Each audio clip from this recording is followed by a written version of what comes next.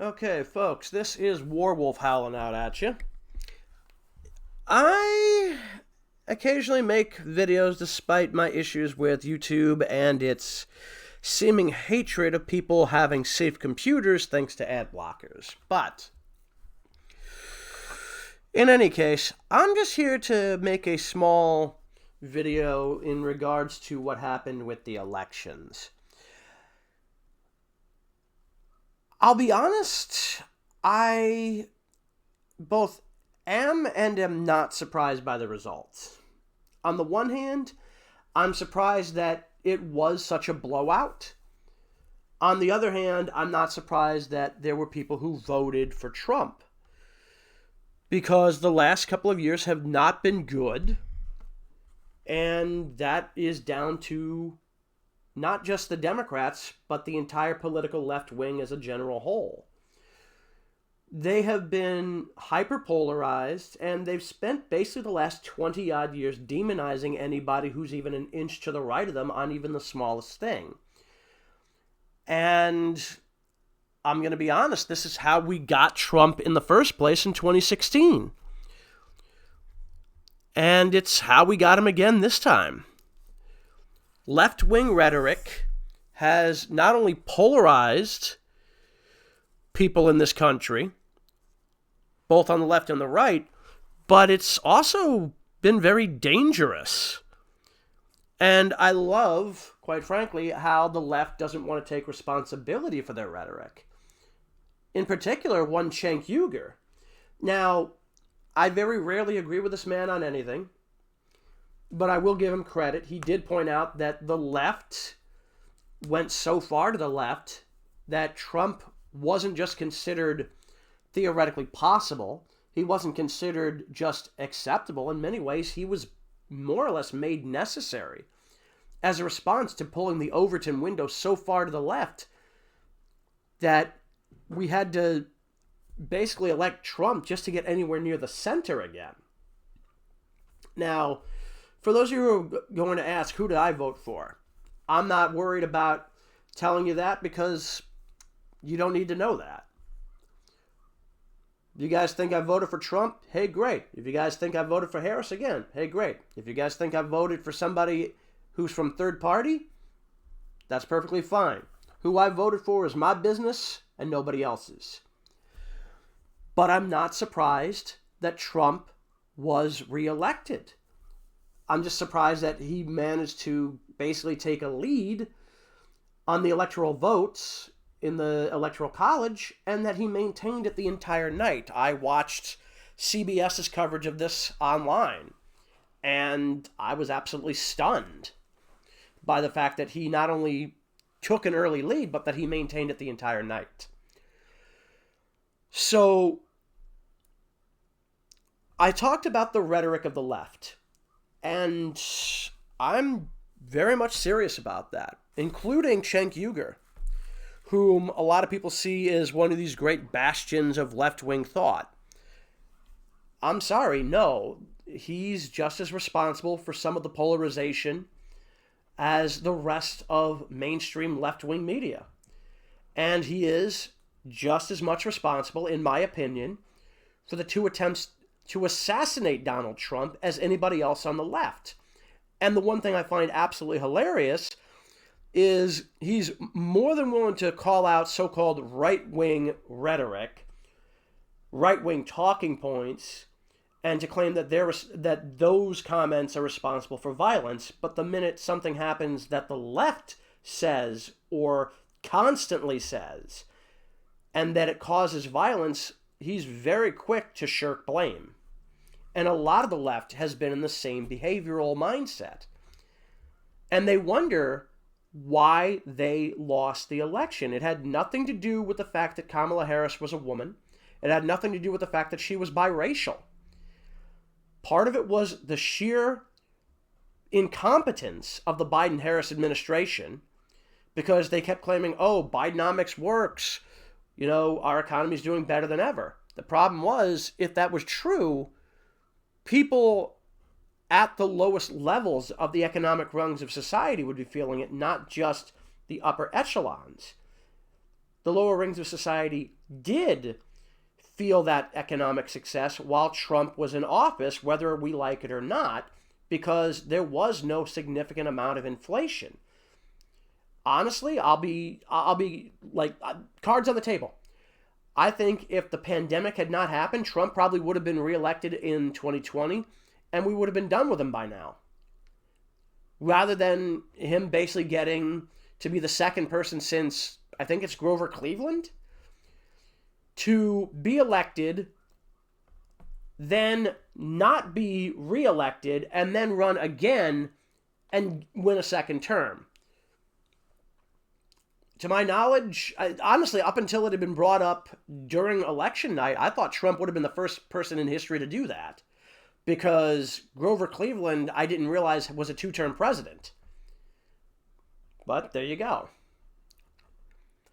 So, left-wing rhetoric, I think, is in large part of why we got to where we were, not just on election night 2024, but election night 2016. And it basically comes down to this. The left loves to demonize the right for anything, even if it's something that honestly makes a lot of sense. And then they wonder, well, why did everybody vote for the guy who disagrees with us? And it literally comes down to, you spent your entirety of the last 4 years, or in this case, the last roughly 20, demonizing anybody who was on the political right. Literally, it got to the stage that people are basically cutting each other off in the same family over their politics. That's not a good thing. Left-wing politics, and yes, I am specifically blaming the left wing because we have gone so far to the left that I think it's going to take us years, maybe decades, to truly get back to the center. I think the proverbial pendulum is swinging back to center, but because of how far to the left we went, I think we're going to see a swing to the far fringe right. And that's not a good thing any more than being on the far fringe left was. The problem is that the left wing has always dominated mainstream media. I grew up in the 80s. I was born in 1980 specifically. So I literally grew up in the Reagan era, and it was never as bad as it is now in the entirety of the time I was growing up. Now, to be fair, I didn't have cable much of my life, but when I did, I can tell you right now, we were not nearly so hyper-polarized, nor was mainstream media so far to the left. It was not necessarily all that far to the right either. It was probably closer to the center than anything else. We have gone so far to the left that the Democrats have started to support policies that don't make sense because they've effectively been hijacked by the far left. And we do need to get back to the center. And this is another point where I will disagree with Cenk Uygur and anybody on the left. We do not need to go further to the left. I'm not saying we need to go all the way to the right either. We need to get back to the middle. Cenk Uygur loves to pick on moderates and say moderates are a bad thing. No. Moderates are a good thing. Without moderates, we get things like the Biden-Harris administration, and we get Trump. We got Trump because things went so far to the left that even the moderates had to look at the situation and say, okay, we've gone too far in one direction. We need to get it back towards the center. And the only way they could do that was to elect a man that literally most people are going to try to say is a racist or a fascist. And he's not. The left spent literally the last basically 8 years or so lying about the man. I don't like the man. I don't hate the man. I'm apathetic to him at best. But they have lied about him repeatedly. And people are starting to wake up from the woke bullshit from the last basically 20 years as we've pulled further and further to the left. Like I said, the Overton window has gone so far to the left that we had to elect Trump twice just to bring it partially close enough to the center that people could start to feel safe in their homes again, whether they were left, right, or center. Because the people who are on the left closer to the center, and I'm one of those people, I'm center left, felt more and more afraid to even be out in society considering how crazy the left had gotten. To the point that I went from being a Democrat my entire life to, in 2019, joining the independents. I went to the middle because I didn't feel welcome on the left anymore, because the left will constantly try to force you to pass some kind of bizarre ideological purity test. Whether you be a member of the mainstream media, Cenk Uygur, Bernie Sanders, or Kamala Harris.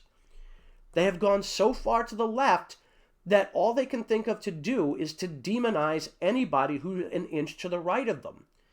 Well, where do you think those people go when they're constantly attacked and told, you're not liberal enough, you're not left-wing enough? Well, they're not going to go to the left because they have the right to their own opinions and beliefs.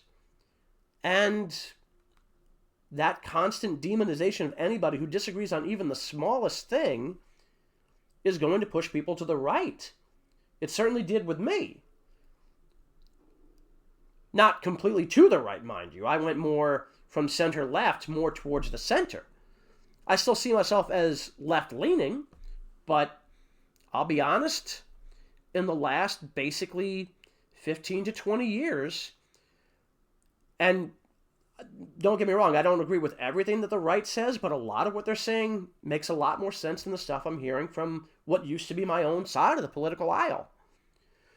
So now we're in a situation where the hyperpolarization, the rhetoric, and indeed the violence that we've seen from the left has basically resulted in a second Trump presidency and a supermajority for him in Congress, which, somebody correct me if I'm wrong in the comments, but I believe this also happened the first time he got elected.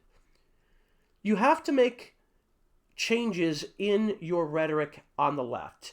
Here's a start. Don't demonize anybody who's on the right just for disagreeing with you. Try to figure out where the actual legitimate concerns they have are and try to meet them halfway on it. Try to find common ground. The constant demonization is what got us Trump twice. To be fair, bad management by left-wing government didn't help. In fact, if anything, that helped Trump more than it helped the left. I will say this, when the matchup was supposed to be Trump-Biden round 2, and everybody was saying there's no way Biden can win, my first thought was, that kind of reminds me of 2016. Now, I know that Biden, to this day, believes that he could have beaten Trump in a second matchup between them. But whether or not he can or not is a moot point. We'll never get the answer to that question. What we will get is the next 4 years of Donald Trump. We'll see if he can maintain the supermajority. Even if he can't, with a supermajority that he has now, including conservatives being in control of the Supreme Court, he's going to have a much easier time getting through whatever political agenda he has. Now, he did apparently tap the puppy killer for a position in his cabinet. I hope that the Senate and Congress as a whole, not just the Senate, but also the House of Representatives, will not allow her in, but we'll have to wait and see. But overall, I think we're going to see things get a little bit more, I hate to say it, but normal. Because the hyper-partisan left is going to have to try to come back to center.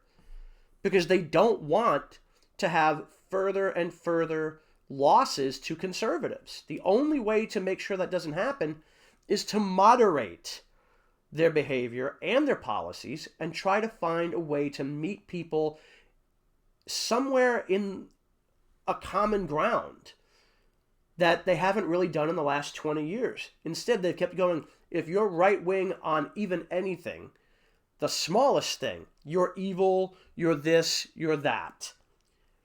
And instead of basically having people go, oh, I'm so sorry for not agreeing with you. Here, let me go further to the left. No, they move to the center, and in some cases, those in the center, and I can't prove this, might have moved to the right.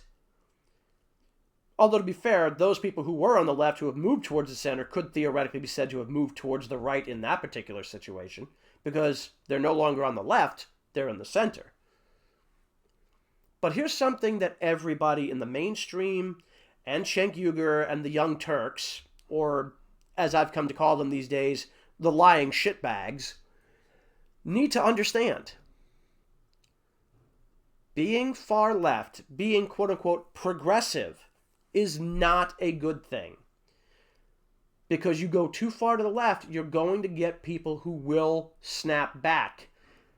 And when that happens, you get Donald Trump, not once but twice, and you get people going more and more away from the left, sometimes to the center, sometimes to the right. Demonizing people for disagreeing with you is not going to make them suddenly vote the way you want. They're just going to dig in harder. And I'm sorry, Cenk, and I'm speaking to you directly here. But yes, you are partially responsible for the kind of violence that we saw directed at Donald Trump, which did, in fact, help him. I know that you don't like to take responsibility for violence when it comes up as a result of the left and their rhetoric, but you're part of the left, therefore your rhetoric is part of what got us 2 attempts on the man's life, which again, probably did a lot more to help his chances in getting reelected than you want to admit. Now, to be fair, the lawfare didn't help either. The Democrats, and again, Cenk, you admitted this on a Piers Morgan episode. The Democrats tried to utilize bogus charges against him to try to keep him out of office. I'm pretty sure all of those are not only going away, but the one illegal, and I do stress illegal, conviction that Juan Merchan got will be vacated. Because let's be honest, the instructions he gave that jury are, as far as I can tell, blatantly illegal. In fact, the court case itself is blatantly illegal because it never should have been brought up because A, it would have been a misdemeanor at best, B, it wasn't even a crime. The FEC literally was willing to testify to that in that case, and Juan Merchan refused to allow it because he wanted a conviction. The fix was in, you know it, he knows it, Alvin Bragg knows it, Letitia James knows it, and I think it's going to be basically exposed when it goes to appeal. And as a result, all you did was make Trump more popular amongst not just the far right, but damn near everybody else who was sick and tired of being demonized by the left. The left has been hijacked by the far left fringes of the party, the progressives. And I know you keep saying, oh, that's horrible, that's not true. Yeah, I'm sorry, it is true. I was a left-wing individual my entire life. Until 2019, when I said, enough is enough, I'm no longer left-wing in the sense that I'm a Democrat. I'm center-left, but I'm an independent now because I can't stand what that party has become. And I'm sorry, it's not the moderates that drove me away from the Democrats. It's the progressives. Because the progressives constantly basically tried to demonize anybody who was even an inch to the right of them, or Karl Marx, or Bernie Sanders, who I think even goes further to the left than Karl Marx. And that's saying a lot, considering this is a man who, from what I've been led to understand, took vacations in the Soviet Union and then would go on to hypocritically complain about millionaires and billionaires while being one himself. So I'm sorry, Cenk, but the left, and in this case the progressives and the far left, whom you try to call liberals as opposed to left, you're part of the reason we got Trump a second time. But then again, you're also part of the reason we got Trump the first time. And ironically enough, had you just shut up about him, and I'm not just talking about you here now, I'm talking everybody in left-wing media. And let's be honest, most media is left-wing media. I think Fox News is the only major cable company that's right-wing. Had you just shut the hell up about him and not said anything, and certainly not tried to drag him into court to try to keep him out of the White House, you probably would have done more to keep him out of the White House than you actually did, because, let's be honest, the more you attacked him, the more you tried to bring him up on false charges, I'm sorry, you just made him more popular. And that's how we got him in the White House again. It's also how we got, literally a surge in his popularity and his social media footprint. All you had to do was not talk about the guy. And you couldn't do it. Most of the mainstream media, because he gets them ratings, because the only time they get any kind of reaction anymore is when they whine, bitch, moan, and complain about him. And you, because for whatever reason, the man lives rent-free in your head. I'm sorry, guys. You helped get him reelected. And I'm honestly starting to wonder if that's what you wanted the entire time, because all you had to do to keep him out of the White House was ignore him. That's all you had to do. Most people don't really watch mainstream media anymore. Those who do don't watch the news. They watch regular television, TV shows, movies on TV. On the rare occasion these days, animation, which has largely moved to streaming. People I swear to God I can talk. People mainly get their information these days from places like YouTube, like Rumble, like Twitch, like TikTok, for God's fucking sake. All you had to do was not talk about the guy, and certainly not lie about him, because then people will go back, look and see if he really did say and do the things you claimed, and when they realize, well, he didn't say that, he didn't do that, why are they saying he did? Again, then you get things like a second Trump election where he wins not just the Electoral College, but the popular vote. And to hear that surprised the hell out of me. But there it is. The hyperpolarization is what has damaged the left in a large portion of what caused him to get reelected. Bad management in the government certainly did not help. In fact, if anything, that gave him more ammunition. So did the bogus court claims.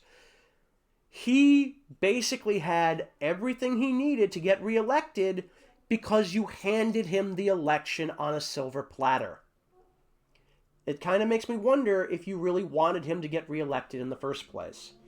Whether or not you did or not, it still happened, and I still think you guys are part of the reason it did. So let's call a spade here.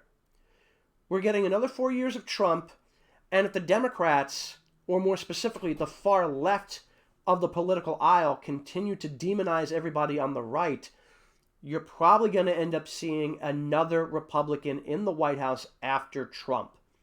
Because you need to stop demonizing anybody who disagrees with you even an inch on the smallest thing. And when you do that, you just push people away because they're sick of trying to live up to an unreachable goal of some kind of ideological purity litmus test. It won't work. That's pretty much all I have to say about the entire issue. We now have Trump for the next couple of years. We don't know if we're going to have a supermajority for the next 4 years over in Congress. But if they do deliver on their political promises, they probably could retain that supermajority right until the end for him. But we'll have to wait and see. Either way, the one thing that we do need to consider whether we're on the left or the middle, as I am, is that we need to start finding common ground with those on the right. Because the more and more we try to attack anybody who disagrees with anybody on the left, well, you're going to push more people to the middle and to the right. And eventually, well, it's not just going to be the working class that's abandoned the Democrats. It's going to be everybody. There was an old saying, I forget what it was, but it basically was, I'm not even going to bother try to remember the poem, but basically it was basically a discussion on the dangers of not speaking up and not trying to meet people in the middle. Because it literally came down to, I think it was a commentary on either the Nazis or the communists, and I forget which. Something along the lines of, when they came for the Bolsheviks, I didn't speak up because I wasn't a Bolshevik. I'm not even sure if I'm remembering that right, but I'm sure you know what I'm trying to get at here. The more you attack people on the right, the more you attack people on the left who don't agree with every little thing you personally want, the more and more they're going to turn away from you. And eventually there's going to be nobody but you whatsoever. Oh my God, that dog has fucking horrible timing. Anyway, the more you do this, the more and more you're going to drive people away. So, for the love of God, stop attacking people for disagreeing with you on the smallest thing and try to meet them halfway. Whether they be on the right, the middle, or leaning left but not far left. We need to come back to the center and we need to start finding common ground again. We were able to do that in the 80s and 90s. Not so much the 2000s, let alone the 2020s where we are now. We need to start doing that again. We need to find a way to make this country work. And if the only way to do that is to lean further to the right, then people are going to do it because it's the only option they see. If you don't want that to be the only option they see, you've got to make the left look like a viable option again. And so far, from where I stand, you're not doing it. Take care, folks. That was just my 2 cents on the matter. Bye.